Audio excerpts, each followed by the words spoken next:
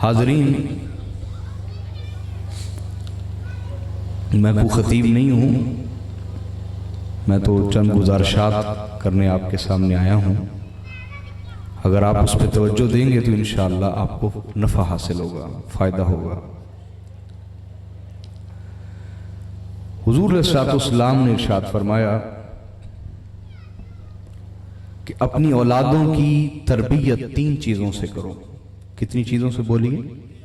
اونچا بولیے۔ میں نے آپ کو پہلے کہا میں کوئی خطیب نہیں ہوں، میں تو کچھ سکھانے کے لیے آیا ہوں، تو آپ سیکھنے کی نیت سے بیٹھ جائیں تو انشاءاللہ آپ کو فائدہ ہوگا۔ تو حضور علیہ السلام نے فرمایا اپنی اولادوں کی تربیت 3 چیزوں کے ذریعے سے کرو، 3 چیزیں ان کی تربیت میں شامل کرو۔ کتنی چیزیں بولیے؟ 3۔ پہلی فرمایا حب رسولکم، اپنی اولادوں کو اپنے رسول کی محبت کی تربیت دو، تادیب، ادب سکھاؤ۔ یاد رکھ لیں، علم اور چیز ہے، تربیت اور چیز ہے۔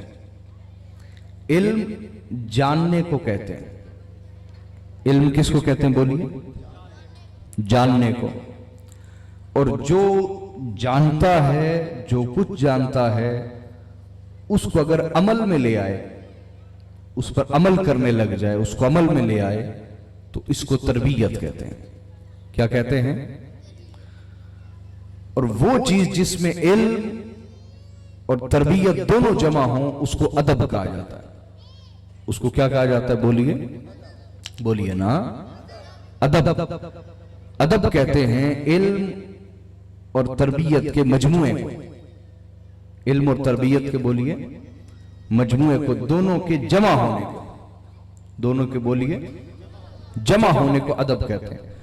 تو حضور نے فرمایا ادبوا اولادکم، اپنی اولادوں کو ادب دو 3 چیزوں کا، یعنی وہ چیزیں انہیں سکھاؤ بھی اور ان کے کردار اور عمل کا حصہ بھی بناؤ۔ ان کے کردار اور عمل کا بولیے حصہ بھی بناؤ۔ تو پہلی چیز ارشاد فرمایا حب رسولکم، اپنی اولادوں کو اپنے رسول کی محبت کا ادب دو۔ اپنی اولادوں کو بولیے اپنے رسول کی محبت کا ادب دو۔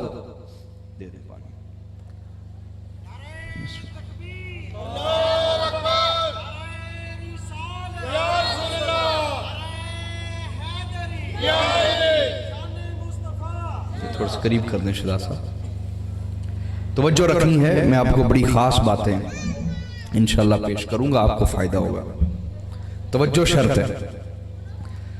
تو فرمایا اپنے رسول کی محبت کی تعلیم اور تربیت دو اپنی اولادوں کو۔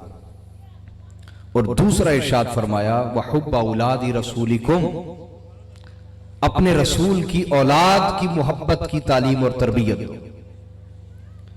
اور تیسرا فرمایا وتعلیم القرآن، اپنی اولادوں کو قرآن کی تعلیم دو، علم سکھاؤ۔ حضور علیہ السلام کی محبت ایمان کی بنیاد ہے، بولیے ایمان کی بنیاد ہے۔ کس کی بنیاد ہے بولیے؟ ایمان کی بنیاد ہے۔ یہی وجہ ہے کہ اگر کوئی شخص کلمہ پڑھ لے تو وہ مسلمان تو کہلا سکتا ہے، لیکن عشق رسول کے بغیر مومن نہیں کہلا سکتا۔ اس پر بڑے دلائل ہیں، ایک دلیل قرآن سے دیتا ہوں، ایک حدیث سے دیتا ہوں، آپ کو بات سمجھ آ جائے گی۔ سورۃ الحجرات میں اللہ پاک نے بیان فرمایا کہ کچھ دیہاتی لوگ آئے، انہوں نے حضور کے ہاتھ پر بیعت کی، کلمہ پڑھا اور آقا علیہ السلام کے ساتھ چند دن نمازیں پڑھی، اور وہ کہنے لگے کہ ہم بھی مومن ہو گئے۔ کیا کہنے لگے بولیے؟ وقالت الاعراب آمنا، یہ دیہاتی کہنے لگے کہ ہم بھی مومن ہو گئے، ہم بھی ایمان لے آئے، مومن ہو گئے۔ اللہ پاک ان کی نفی فرما رہا ہے، ان کی بولیے نفی فرما رہا ہے، روک رہا ہے کہ خود کو مومن نہ کہو، صرف کلمہ پڑھنے سے اور نماز اور اعمال شریعت ظاہرہ، جو ظاہری اعمال ہیں ان پر عمل کرنے سے تم مومن نہیں بن گئے۔ تو فرمایا یہ مت کہو کہ ہم مومن بن گئے، یہ ہرگز کہو، اونچا بولیے نا، نہ کہو کہ ہم مومن ہو گئے، تو پھر کیا کہیں؟ کلمہ تو پڑھ لیا، فرمایا قولوا اسلمنا، کہو ہم مسلمان ہو گئے۔ ہم کیا ہوئے ہیں؟ مسلمان ہوئے ہیں۔ تو قرآن نے ایمان اور اسلام میں فرق کیا، ایمان اور اسلام میں بولیے فرق کیا۔ ایمان کا تعلق انسان کے قلب سے ہے، دل سے ہے، باطن سے ہے، اور اسلام کا تعلق اس کے ظاہر سے۔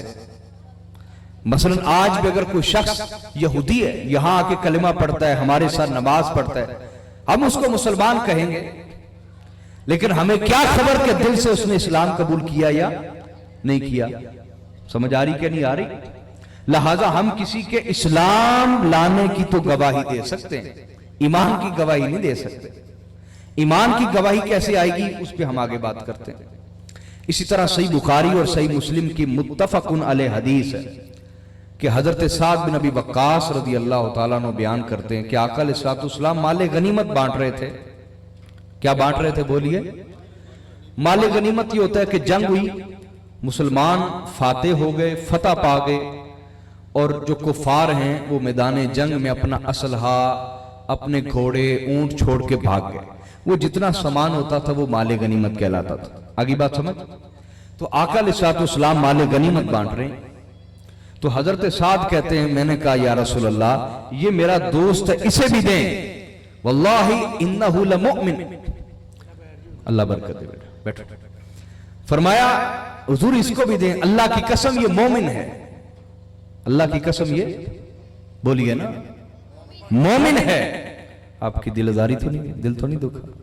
اللہ آپ کو برکت۔ یہ میرا موقف ہے کہ نعت خواں پہ پھینکنے چاہیے، لیکن یہ درس کے ادب کے خلاف ہے کہ آپ اٹھ کے پیسے پھینکیں، بلکہ آپ توجہ سے درس سنیں۔ یہی حضور کی سنت تھی، یہی طریقہ تھا، اس میں آپ کے لیے بھی ادب ہے، میرے لیے بھی ادب ہے۔ دوسرا اس کا فائدہ یہ ہوتا ہے، یاد رکھ لیں کہ صحابہ بھی حضور کی خدمت کرتے تھے، لیکن وہ درس کے دوران نہیں کرتے تھے۔ درس کے دوران کیا جرت ہے کسی کی کھڑا ہو تو ایسے بیٹھتے جیسے سروں پر پرندے بیٹھے ہوئے۔ میری بات سمجھے کہ نہیں؟ تو کسی کی اجتماعی خدمت کرنی ہے، جیسے کوئی مسجد بن رہی ہے، مدرسہ بن رہا ہے، اسکول بن رہا ہے، کوئی ادارہ بن رہا ہے، تو وہاں اعلانیہ دینا افضل ہے تاکہ دوسروں کو بھی ترغیب ہو۔ اور کسی کی شخصی خدمت کرنی ہو، انفرادی کسی ایک خاندان کی، تو اس کے لیے حضور نے فرمایا دائیں ہاتھ سے دو تو بائیں ہاتھ کو خبر نہ ہو۔ میری بات سمجھے کہ نہیں؟ اور تیسرا اس میں فائدہ یہ ہوتا ہے، یاد رکھیں، اس میں ریاکاری کا شبہ ہوتا ہے۔ جب آپ سب کے سامنے دیتے ہوتا ہے کہ نہیں؟ ہوتا ہے نا بھئی، ریاکاری دکھلاوے کا شبہ ہوتا ہے اس کے اندر۔ دل راضی ہوتا ہے کہ جب انسان دوسروں کے سامنے پھینکتا ہے، تو وہ تنہا کیوں نہیں دیتا؟ سمجھ آ رہی کہ نہیں آ رہی؟ اگر اللہ کو راضی کرنا چاہتا ہے تو دائیں ہاتھ سے دے، بائیں ہاتھ کو خبر ہی نہ ہو۔ اس کے اور اللہ کے درمیان راز ہونا چاہیے۔ پانچواں اس کا فائدہ یہ ہے کہ یہ جو تقریر کر رہا ہوتا ہے اس کے اندر لالچ نہیں آتا۔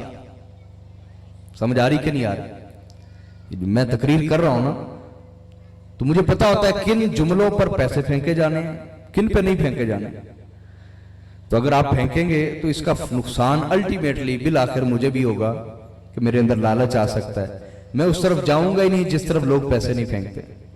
سمجھ آ رہی کہ نہیں آ رہی؟ تو فائدہ ہی فائدہ بھائی اس طریقے میں۔ ہاں ہمارے ہاں یہ بات بتائی کیوں نہیں جاتی، وہ کہتے بات چکے نہیں دینے میں، تو بھائی سید لینے ہی نہیں آیا آپ سے، سید آپ کو دینے آیا ہے، ٹھیک ہے نا؟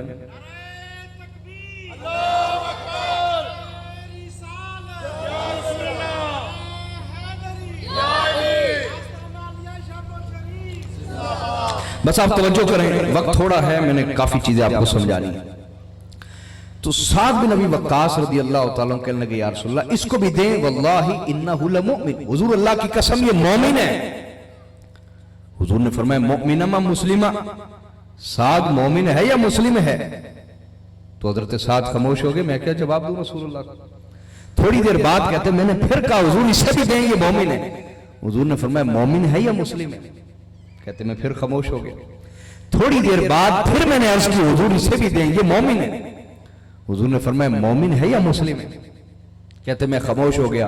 तो हुजूर ने फरमाया साथ याद रखो, बाज़ औक़ात में किसी को पैसे और माल इसलिए दे रहा होता हूं ताकि उसे दोज़ख में गिरने से बचा लूं।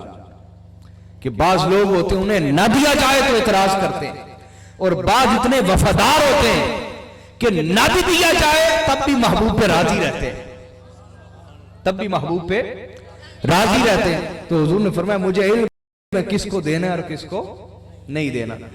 तो पता ये चला कि मोमिन और मुस्लिम में फर्क है, मोमिन और मुस्लिम में। अब इसको सही बुखारी की एक और रिवायत लेते हैं, उसको हजरत अब्दुल्ला बिन हिशाम अंसारी ने बयान किया। वो कहते हैं कि आका अलैहिस्सलाम चल रहे हैं और हुजूर ने अपनी उंगलियां हजरत उमर फारूक की उंगलियों में ऐसे डाली हुई हैं। यार मैंने मामूली बात सुनाई आपको, वाह वाह। ऐसे हुजूर चल रहे हैं हजरत उमर फारूक की उंगलियों में उंगलियां डाल के ऐसे चल रहे हैं।